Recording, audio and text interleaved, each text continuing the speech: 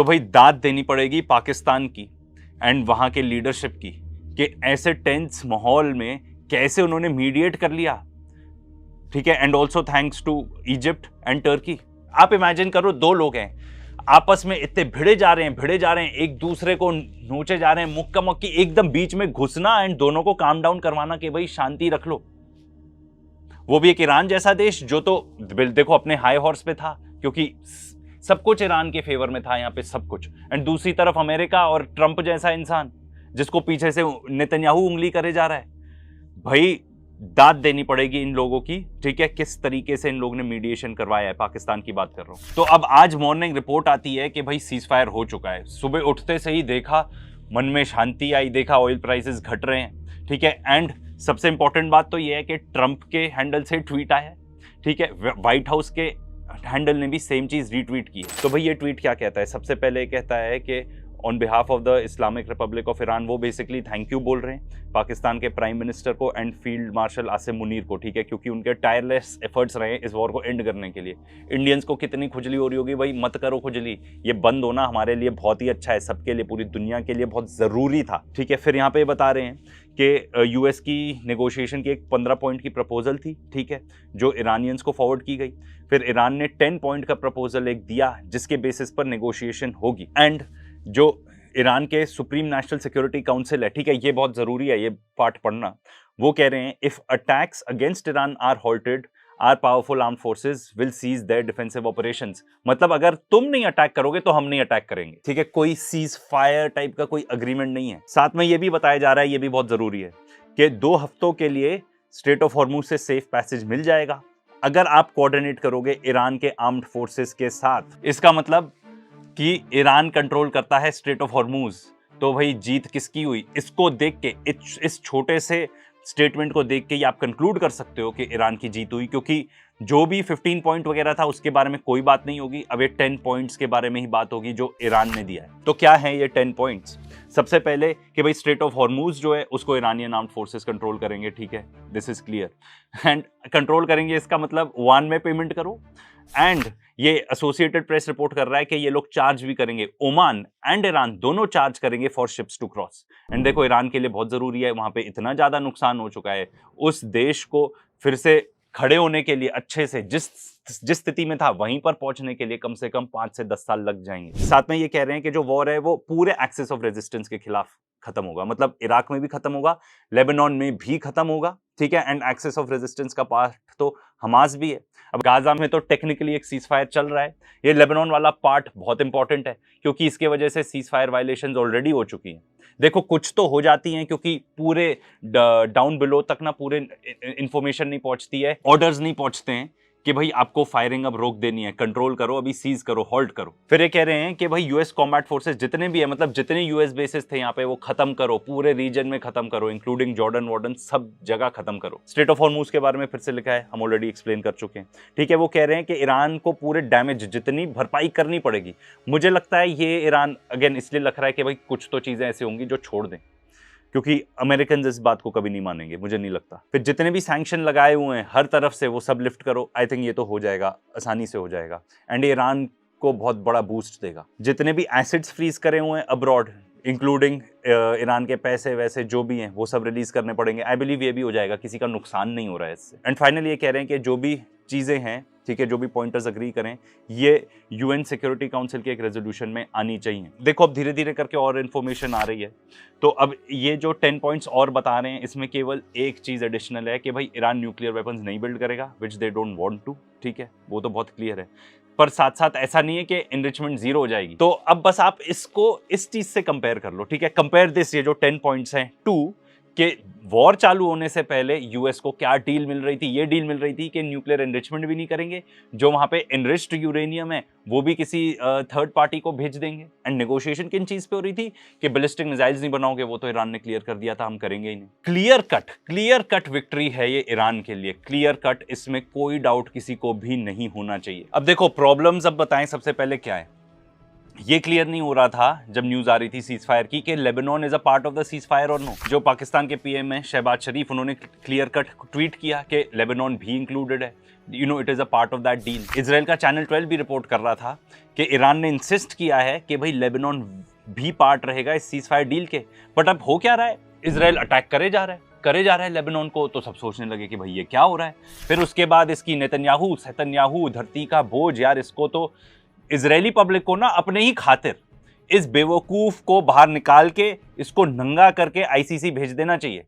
बिल्कुल, मैं तो कहता हूं पूरी दुनिया को इंसिस्ट करना चाहिए कि ऐसा हो, नहीं तो आप और हम चैन से जी ही नहीं पाएंगे, हम भी नहीं जी पाएंगे, पूरी दुनिया नहीं जी पाएगी। तो वो कहता है कि नहीं, लेबनान तो is not a part of the cease fire deal.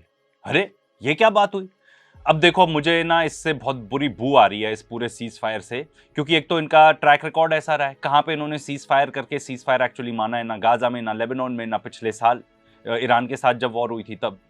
क्योंकि अगर ये लोग अग्री कर लेंगे कि ठीक है हम नहीं करते, ठीक है, इन्वेड लेबनान को, इसका मतलब ग्रेटर इजराइल प्रोजेक्ट खतरे में आ जाएगा। ग्रेटर इजराइल प्रोजेक्ट खतरे में आ जाएगा तो ये ज़ायनिस्ट ऐसे ईवल लोग हैं कि अगर इनको पता है कोई मिलेगा नहीं ना लड़ने के लिए इजराइल को, तो आपस में लड़ भिड़ जाएंगे। एंड ये बात मैं नहीं कह रहा हूँ, बहुत सारे एक्सपर्ट से बात करते हैं, क्योंकि उनको हमेशा चाहिए होता है, हम खतरे में वाली फीलिंग चाहिए होती है, ठीक है, कोई ना कोई हमारा एनिमी है ऐसा चाहिए होता है उनको।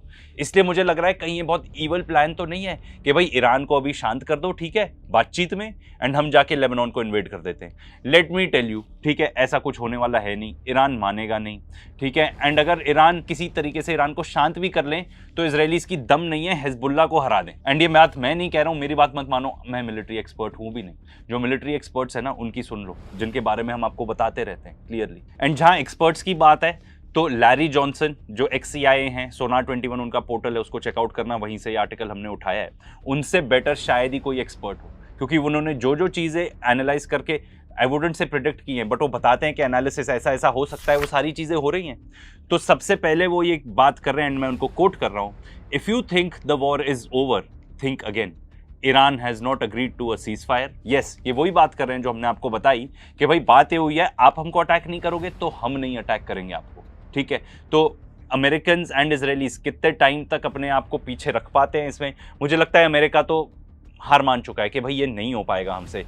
प्रॉब्लम इजरायलीज पे ही आके अटक जाती है हमेशा। तो जो ईरान के सिक्योरिटी काउंसिल की है, ये उसी स्टेटमेंट का एक्सट्रैक्ट है, एंड इसमें सबसे मेन इंपॉर्टेंट बात ये है, तो ईरानियन ऑफिशियल्स ये बता रहे हैं कि पाकिस्तानी ऑफिशियल्स ने बताया है कि यूनाइटेड स्टेट्स ऑफ अमेरिका ने एक्सेप्ट कर लिए हैं ये जो 10 पॉइंट्स हैं उनके ईरानियंस के as a basis for negotiation, ठीक है।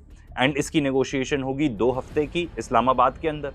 एंड वो क्लियरली बता रहे हैं कि वॉर ख़त्म नहीं हुआ है, एंड वॉर तब तक नहीं ख़त्म होगा जब तक ये पूरा प्रपोजल फाइनलाइज नहीं हो जाएगा। एंड साथ में लैरी जॉनसन ये भी बता रहे हैं कि भाई अमेरिका ही चाहता था, प्लीड कर रहा था, रिक्वेस्ट कर रहा था कब से ईरान को, पिछले 4 हफ्ते से, कि भाई नेगोशिएशंस कर लो। वो क्लियरली बता रहे हैं कि ईरान अपनी डिमांड्स कम नहीं करेगा, ठीक है। एंड क्योंकि पिछली बार इतनी धोखाधड़ी वैसे भी हो चुकी है।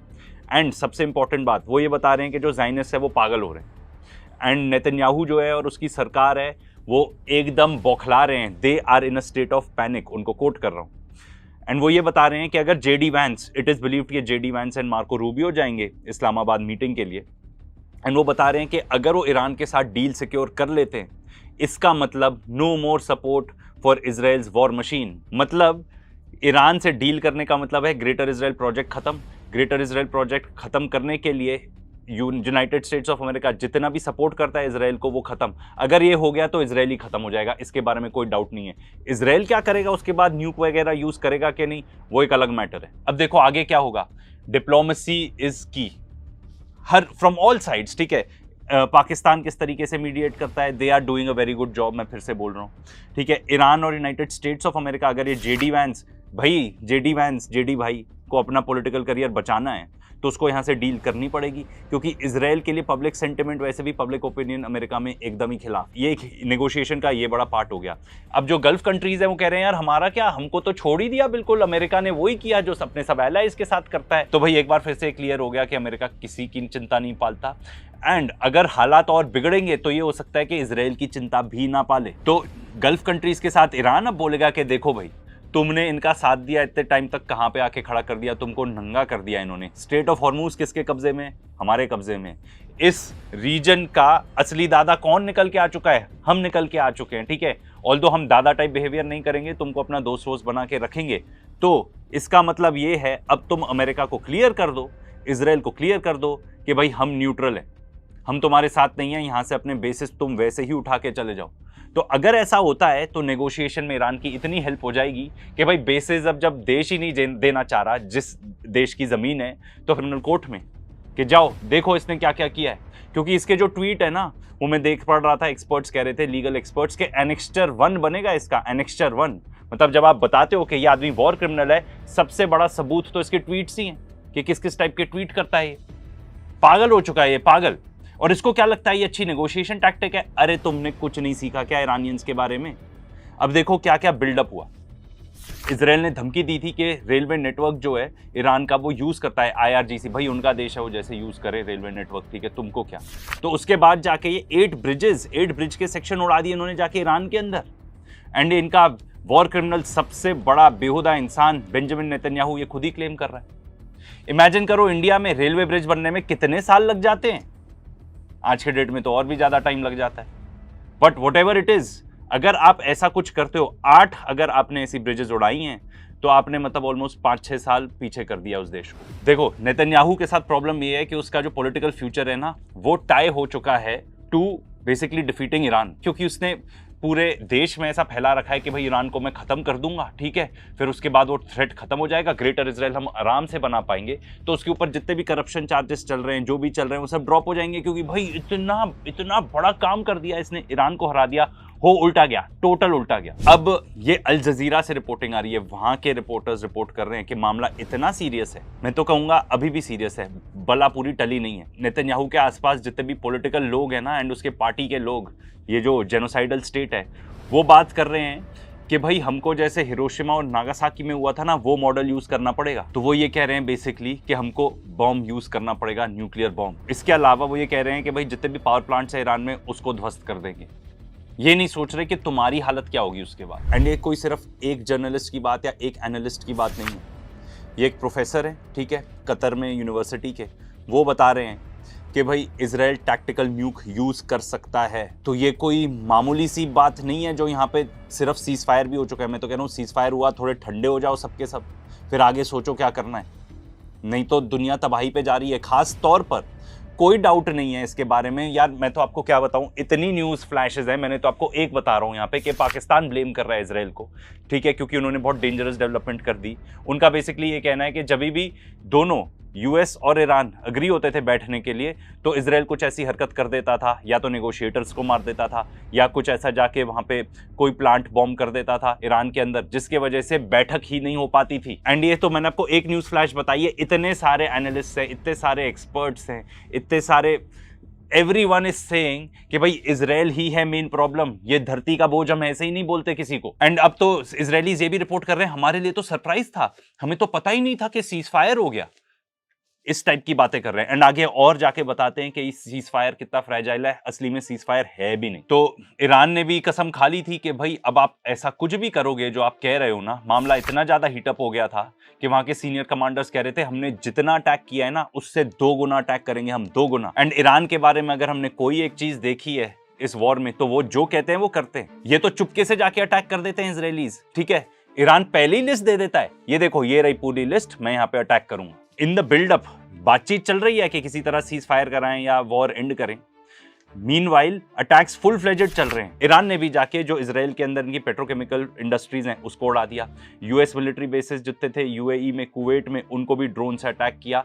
बहुत भारी भरकम अटैक्स हुए through out, I believe till the time ये सीज फायर की रिपोर्ट नहीं आई है तब तक, या सीज फायर अग्री नहीं हुआ है तब तक। ईरान ने ये तक भी बोल दिया था कि अगर तुम लोग ने जुर्रत की हमारे यहाँ पर ये जितनी तुम कह रहे हो ना पावर ग्रिड वगैरह सब उड़ाने की, तो उन्होंने बोल दिया कि भाई जितने भी रीजन की पाइपलाइंस है ना, ऑयल पाइपलाइंस, हम उसको ही फोड़ देंगे। फिर bye bye oil production, bye bye oil transportation of any sort. और उन्होंने साथ में ये भी बोल दिया कि अगर ऐसा होगा, एंड इसमें कोई डाउट नहीं है, कोई डाउट नहीं है मुझे भी, क्यों मैं आपको बताता हूं कि अगर ऐसा हो जाता तो $200 पहुंच जाता ऑयल का प्राइस। इसका मतलब डिप्रेशन तय है, आप और हमको भी फर्क पड़ेगा। दुनिया वालों अब जाग जाओ, गाजा में जब तक जेनोसाइड हो रहा था सब शांत रहे, ठीक है, कोई फर्क नहीं पड़ता। इसराइल के आसपास जितने देश हैं उसको बॉम्बार्ड करता रहा, कुछ नहीं फर्क पड़ा। अब सबको फर्क पड़ता है, इस ज़ायनिस्ट एंटिटी के जिंदा रहने से हम सबको फर्क पड़ता है।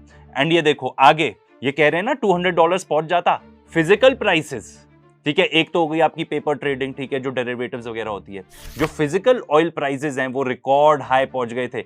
यूरोपियन एंड एशियन रिफाइनर्स के यहाँ पे $150 अ बैरल ऑलरेडी पहुंच चुका था क्रूड ऑयल का प्राइस। नो वंडर ट्रंप को लगा कि बस भाई अब और नहीं कर सकते, हमारी कमर तो टूट ही गई है। अगर $200 तक पहुंच जाता डोनाल्ड ट्रंप की प्रेसिडेंसी यूं ही खत्म हो जाती। इसके अलावा इजराइल में शहरों को इतना बुरा टारगेट किया ईरान ने, इतना बुरा, जब ये सब बातचीत चल रही थी